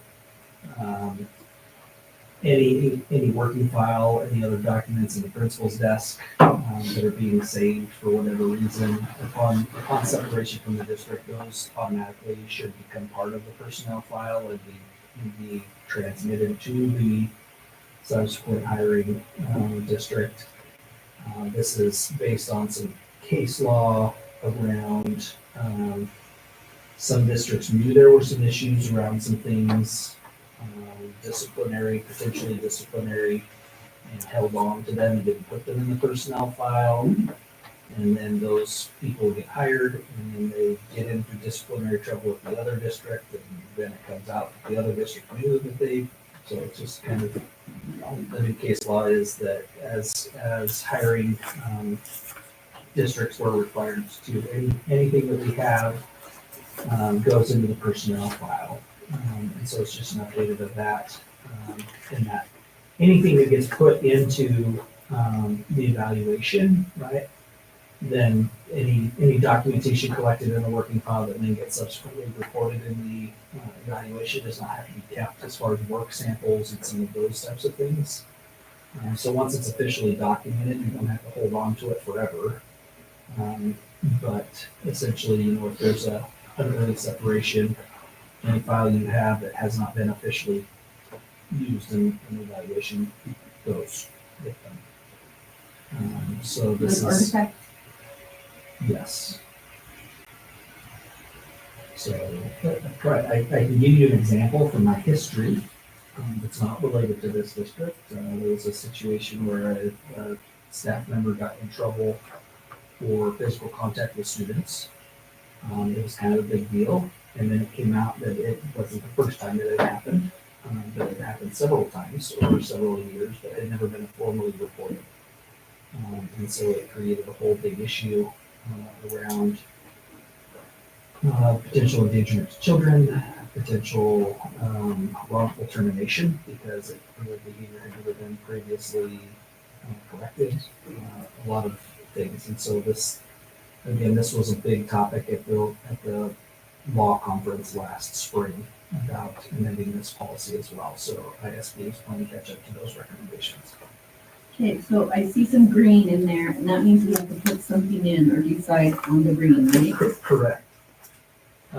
So my recommendation on the first green, but it's optional, is that all documents contained in the personnel file will be noted on the log and sequentially numbered. I think sequentially numbering every artifact that goes in is a little excessive. Within our scope here, we're not building affidavits and Exhibit A, depositions Exhibit for B. legal purposes. It does still need to be, noted in the log that they've been added, but it does not necessarily need to be, in my opinion, sequentially numbered with a table of contents. And then the second one is that we have to notify the employee within 10 days of placement of personnel file written notice of their inclusion in the file by setting such the employee's last known address. We can add to their last known address via certified mail, return receipt requested. I think that's best practice, and so I would recommend that we do add that option for certified mail in the second instance there. The other edits really are just updating cross-references, notations, and then just procedural language around some gender identifications in 1D on page 3.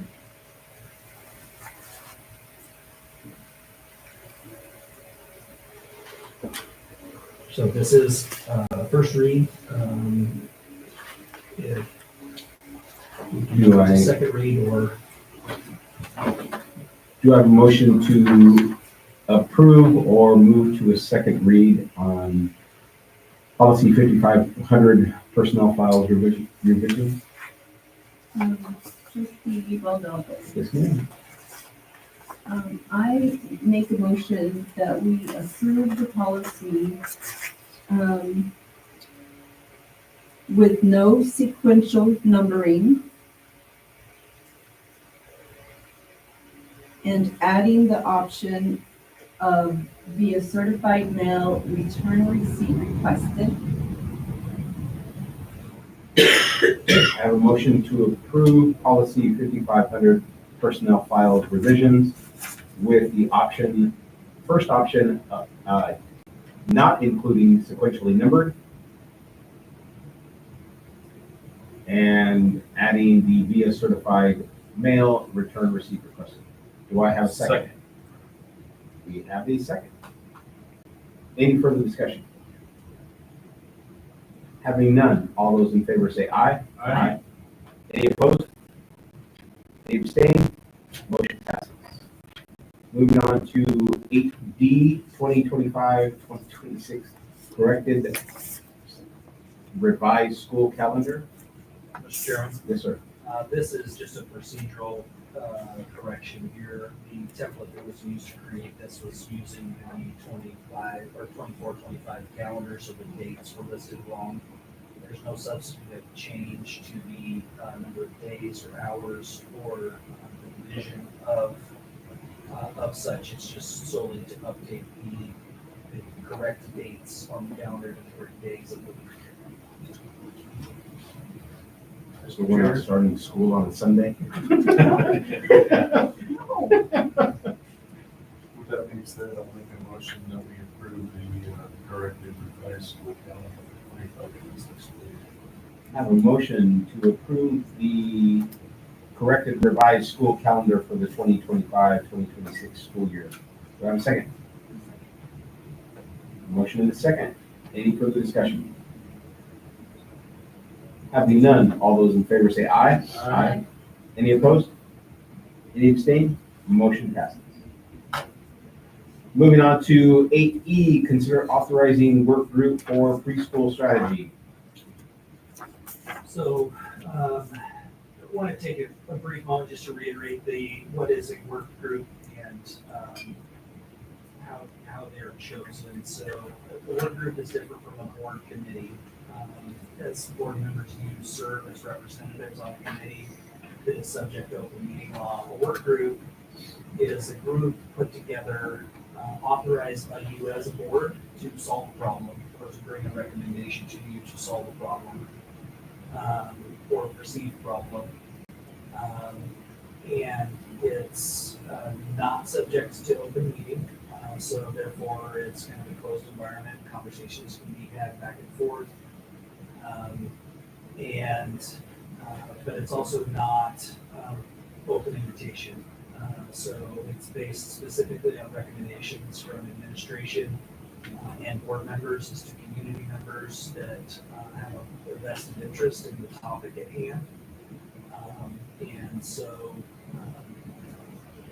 specifically to be able to provide a wide variety of impacts. So, these two specific working groups are more aligned with academics, but we could, as a district, authorize a working group around property acquisition, for future planning, for some of those things. And so we would be looking more for people with specialty in real estate or commercial development or some of those types of things. So just from a framework of what a work group is, that's that. So specific to the preschool one, and the details are listed in my superintendent's report.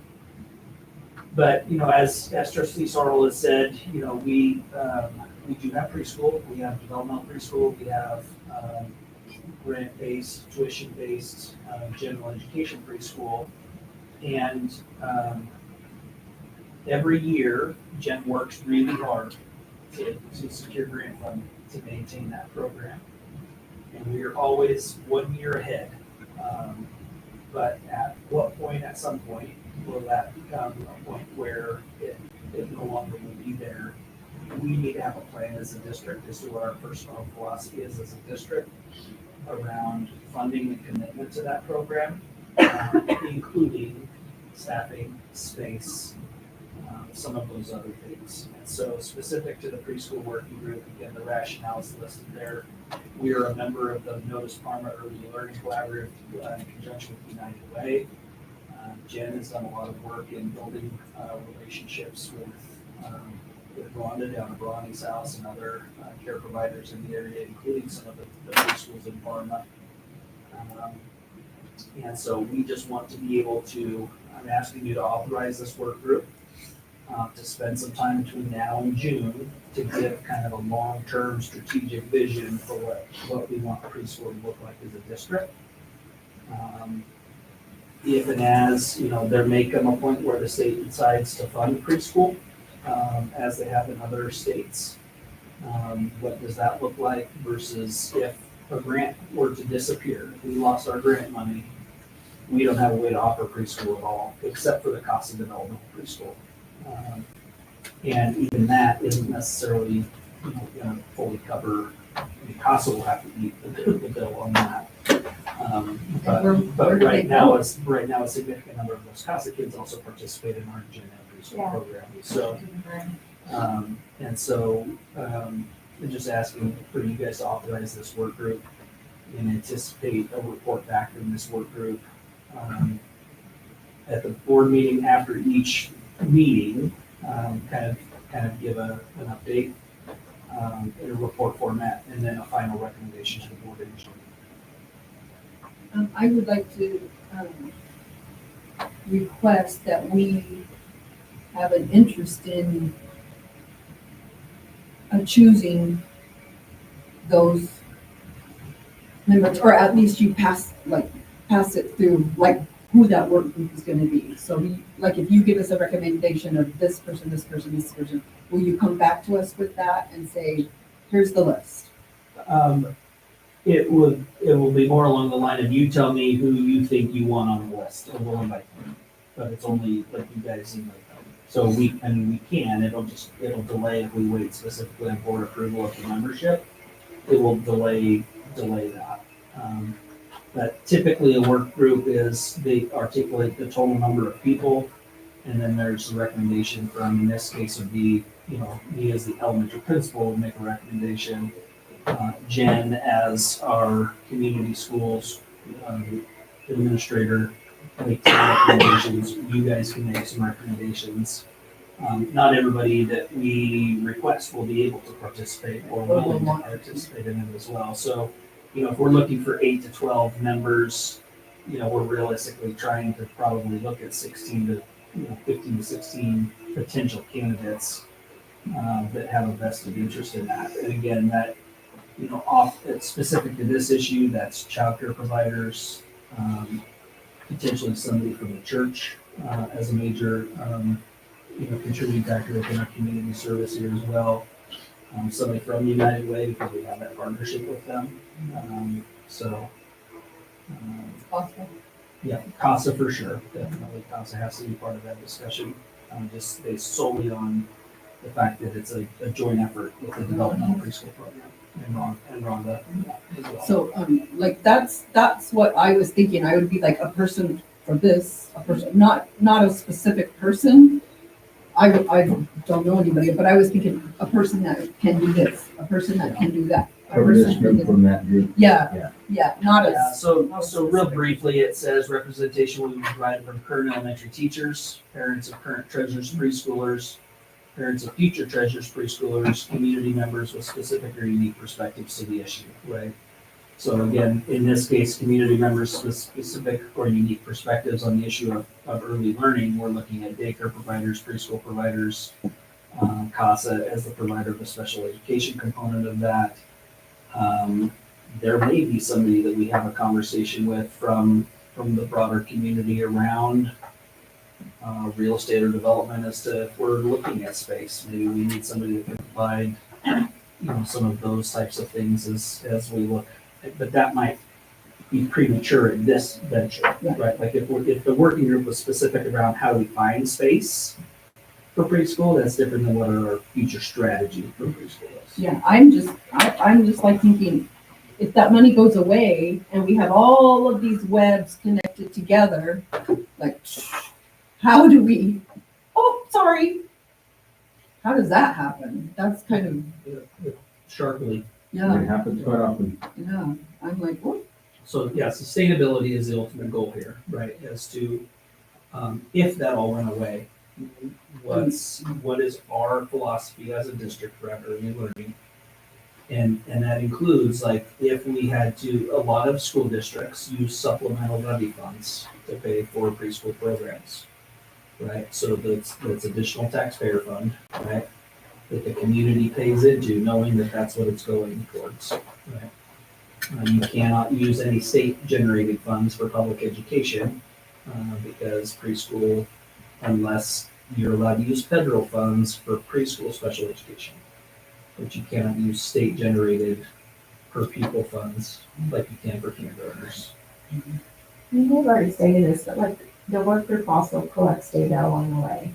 And then do For analysis, analysis, and like, so maybe a data point for this would be our kiddos that have preschool, what does that look like for kindergarten readiness? And our kiddos that do not have preschool, like pieces of that will be the work that we do between now and June. And I do think our monthly reports, if you have an interest, like, we also want to see this, you know, things like that. And then we can go back to the team and collect that for the board as well. But maybe you already talked about that. it's in the write-up. And again, specifically, it's engaging the community at large in a discussion around the topic, so that it's not a recommendation from me as a single individual, or it's not based on solely based on survey results that may or may not be an accurate representation of the community. We have a lot of interested people within our community that I think if we invited them, Karen Hardcastle is a good example, right? Like, she no longer has the capacity to serve as a board member, but I think she would be willing to, whether it's this work group or a different work group. We have several members of that community that want to figure out how they can help the district. And this is a way to give them a voice in the process, to provide a recommendation to you, so that you have an active way of engaging with the community as well, rather than waiting by your phone for somebody to call. Another thing I was thinking, with these two work groups, I know the next one coming up too has to do with the sixth grade. I would like to see a parent with a preschool student and someone going into preschool, and someone with another child, with somebody going into sixth grade, like a parent that's got both things vested. Like, they're gonna have to choose. Like, if we have this or this, what are you gonna choose? You gonna choose this or this? The superintendent's report has all that information in it of what he's requesting and what he's looking at. Well, and I think that it's important, you know, as we look at sixth grade, it's anybody moving forward is sixth grade. So anybody going into preschool has to think about where their sixth grade is located, right? And again, part of the analysis of the work group to do is what is the impact in our immediate local notice community and our preschool versus more broader notice Parma community and the impact. We have a significant number of students this year that do not live in our zone that did preschool here that actually returned as kindergartners this year, which previous years that wasn't always the case. We'd have a lot of people come from out of district for preschool, and then they go back to their home district for kindergarten. So they come take advantage of our preschool program and then leave us. Right? Well, that hasn't been the case this year. Can't guarantee that always. But if we have the strategy around how to keep and retain them while simultaneously not taking on their kindergarten numbers, right, that's the trick. So. Well, so in my mind, my biggest concern is those, like this, the preschool affects the sixth grade situation, and having this, what's the mental ability of the sixth graders joining this building? So there's a mental, both sides of that. Yeah. And so I'm worried about the upper end of that as well. And I hear you, and I think that in our discussions over the last 2 years, they've been very closely tied to each other, right? The intent in working with the work group is to separate the issues from each other and separate the issues from intentional growth. Like, if we believe that sixth grade belongs at the elementary school in notice, then we just need to be committed to whatever that's going to take as growth happens.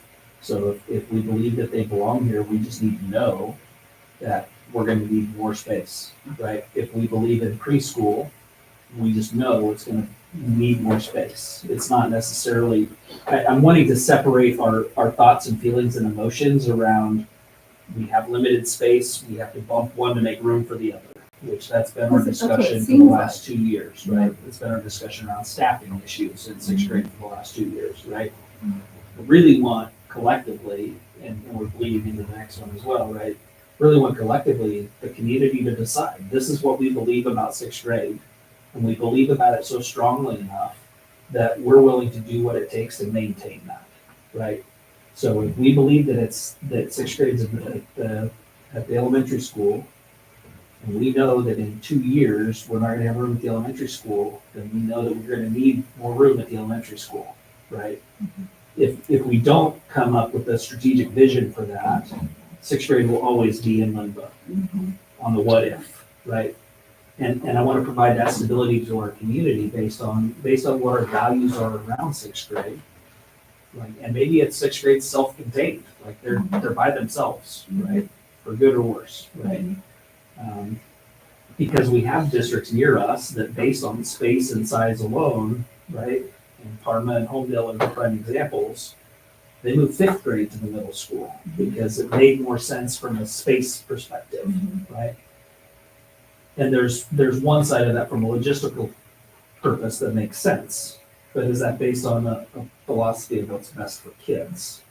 I really want these working groups to be on what's best for kids and what's best for our community, so that we can drive the strategy about how we respond to that based on that. Well, see, I see both. I mean, I see the importance of both. And so for me, I am passionate about both of them because it's what's best for kids. And that's my whole reason for it. And so I struggle. I'm struggling. I'm glad I don't have to be in the work group.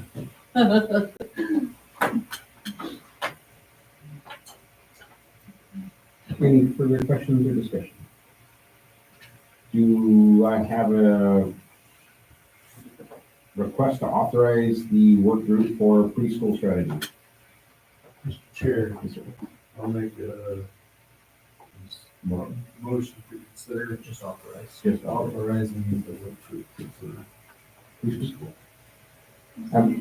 A motion and a second to authorize the work group for preschool strategy. Any further discussion? All those in favor say aye. Aye.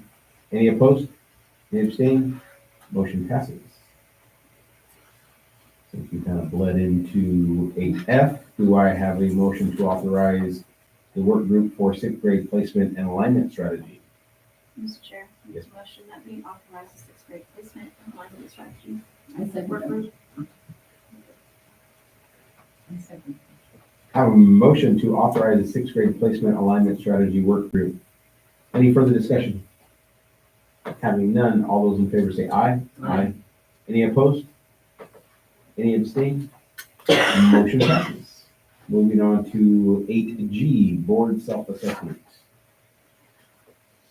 I believe we all got hard copies. Yes, if I'll fill those out as soon as you get a chance, and hopefully if you can get them back to me before, or at least by January, I can have the results for the February board meeting.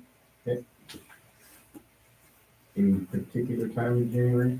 If you bring them back to the board meeting in January, that'd be great. So will you send me the, Go to online.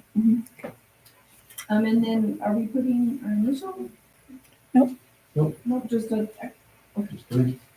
Put my number on. Just- We've done it both ways. I don't need that.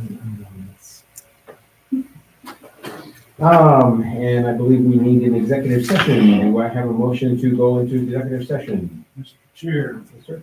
I'll make a motion to go into executive session at this time per IC 74-206 1 and B. Second that.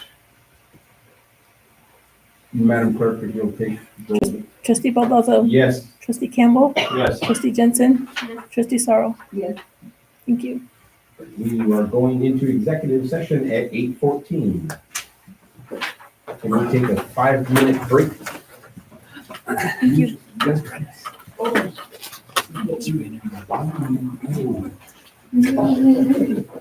It's good to hear. Have that be the first one out the block.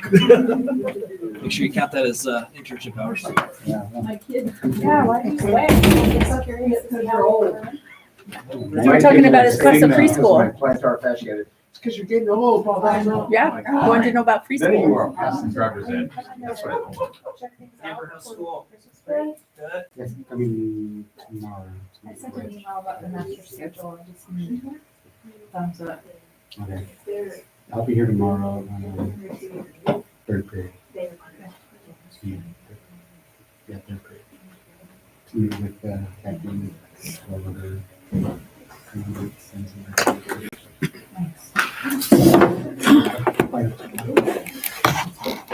Oh, that's like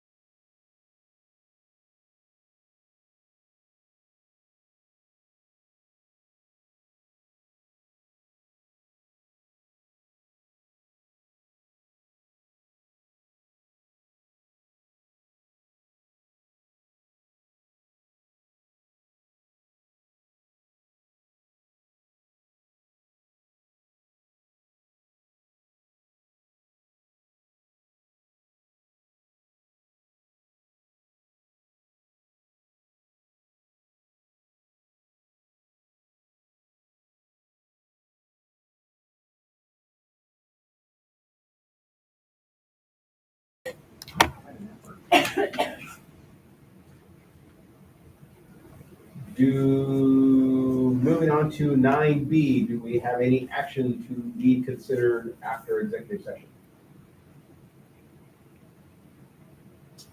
Having none, looks like we will consider bringing this item back up next month.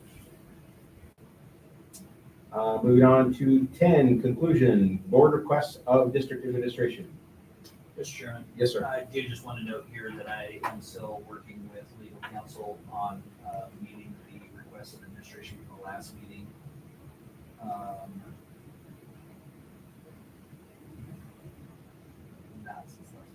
Still working with them on letter to our custodial company regarding the ebb and flow of services that we receive. Thank you. It's still on my list, and I'm working with them around her availability for that. And in January, likely we'll have a report on our contract status with APL. Okay. Did you also make contact with them with legal in reference to executive session information? Yes. Thank you, sir. Anyone else have any other board requests for admin? Nope. Okay, moving on to 10B. Oh, sorry, yes, ma'am. I would like to address your consideration about mental health, what are they doing? So I would like to present information of what we're doing, which law with mental health, some resources for proactive and get numbers on our, can't say who, but our mental health and partnership and things like that. Okay. So I think that's very important for you to just keep it in the forefront of what we're doing, so. I would also like to address the policy. If there is one, just for you, somebody to check to see if there is a policy or somewhere where we can say that all Google Classroom assignments will be shut off at 9 p.m. Maybe staff handbook. Or make that the deadline. Yeah, we don't really have direct board policy that would impact that. That would likely be something that would come through student and staff handbook amendments, which is still board approved, which then becomes just as viable and binding as that. How soon can you do that? So that's definitely something we could put into procedural practice for next semester. Jen can implement that, and then it goes into the official amended handbooks moving forward. So Jen can take that to her leadership team and work on implementing that for second semester. So maybe just give a report on I see a that as lot part of, of your. sleeping, and I'm worried that kids are not. And we see that even at the elementary school, and it really comes down to, most of the time, it comes back to video game access. Yeah. Right? And so we're having conversations with parents around, kids are getting up literally after parents go to bed and playing video games for 3 or 4 hours. So providing current strategies, take the power motion away. Did you say a cell phone locker? So. Video game locker. Yeah, video game locker. All you have to do is take the power cord, that's it. Yeah, evidently. Anything else for board requests for district admin? Okay, moving on to 10B, any requests from the board members for unscheduled future items? No, we're good. No, you're fine. You're fine. Anything else? All right. And now to 10C, adjournment. Do I have a motion to adjourn? Mr. Chair, I make a motion that we adjourn. We have a motion and a second to adjourn. Any further discussion? Having none, all those in favor say aye. Aye. Any opposed? Motion passes. We are adjourned at 9:18. Missed it.